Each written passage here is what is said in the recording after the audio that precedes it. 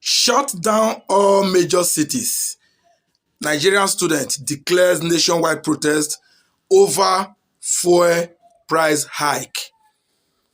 I think I saw the news and I felt like Nigerian students, I don't understand. You want to shut down all major cities because they just increased fuel. Did they recently start increasing the fuel? It just got to 1,200 and above now.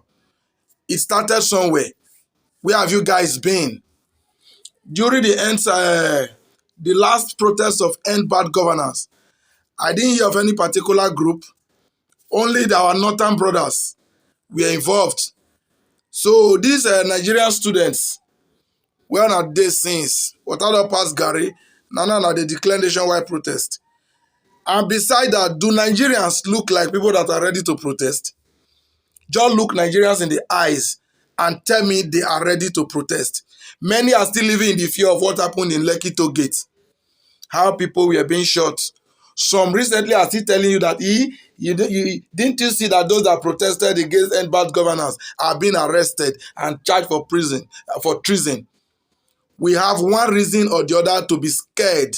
Hence, these political actors knows very well that we are chicken-hearted and they keep fastening the problem.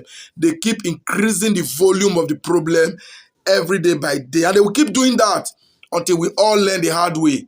So when I saw this news that all major cities should be shut down, I'm waiting now. I'm waiting to see the cities shut down. But if I'm to advise Nigerians, let me use this opportunity to advise Nigerians. Protest is not easy.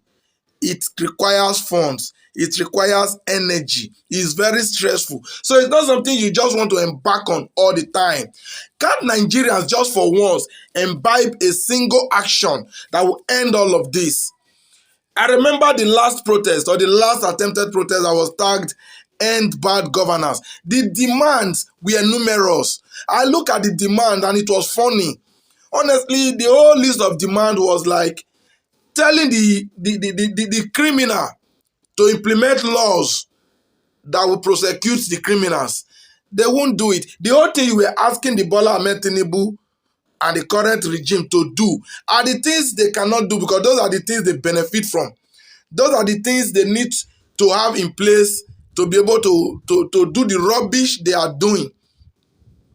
You understand? There is this guy, I think he's called Randy Peters.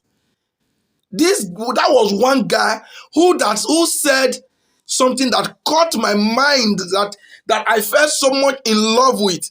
How can you have a list of demand, 12 items? They are going to tell you we'll look over it. We will see, we'll look into it. And that was what they said, which they were never going to do. But I think the actual problem of Nigeria is to work towards 2027. Because there is no way, since we don't have a military, our military is as corrupt as the politicians themselves. So the only way you can have hope of changing this very porous administration is supposed to be 2027. But trust me, they have perfect plans in place already. Why the Nigerian man and woman is busy insulting each other on social media and in real life, displaying their art of stupidity in disunity without no. I've never seen a people as confused as this. Now, let me go back to what Randy Peters suggests, which makes a whole lot of sense. Let Nigeria hit the street. I'm not against protest. I believe protest is the way. But when protesting, you don't just go and be protesting a headless and baseless protest. That is something I don't think I will subscribe to anymore. If Nigeria is going to hit the street one more time, it should be reform the judiciary, reform INEC. These two agencies are the reason why Nigerians even need to go and be protesting. They are the reason why nonsense is happening in Nigeria today. If we have a judiciary that is independent, if we have an INEC that is truly independent, then we'll be able to choose our leader. So that should be the cry. Nigerians should be crying, not shut down city because they increase fuel.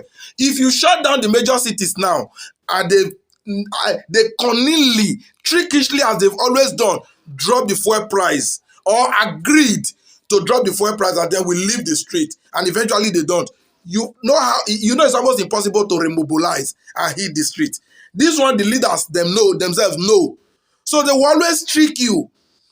Now, when you tell them implement judiciary and INEC autonomy, see, I don't think the presidency, the executive, are in charge of producing the president of the Nigerian Labour Congress. I don't think the Nigerian president or the Nigerian executive have hands in the emergence of the president of the Nigerian Bar Association. These are two unions that are very strong. The Nigerian lawyers elect their president. The Nigerian Labour Congress elect their president. By this means, they are very powerful that they answer to no one. How can the Nigerian federal government be appointing INEC chairman, be appointing the chief justice of the federation, and you think you ever have a judiciary or an INEC that are not answerable to them? It won't work. So if Nigeria is ready for business, we should be on the streets one more time asking that unless these two demands are met, we will be on the street no matter what it takes. This is not going to be too difficult. Nigeria president must no longer have a hand in appointing the INEC chairman and the chief justice of the federation. It is very impossible. If you do this, you will see that the problem is already solved. Otherwise, come 2027, you will cry because they already have the result, obviously. You will cry and cry and cry. They will say, go to the judiciary, which you and I know the judiciary is no longer there. And if you would not go to the judiciary, whatever you do, the whole world will blame you. Say the judiciary is the last hope of the man, of the common man. Why didn't you go there? Whereas we don't have judiciary. But if we have a reformed judiciary, we'll be glad to go there. And if we have a reformed INEC, we would even be needing the judiciary. You guys should think about this and let me know what you think of the comment section.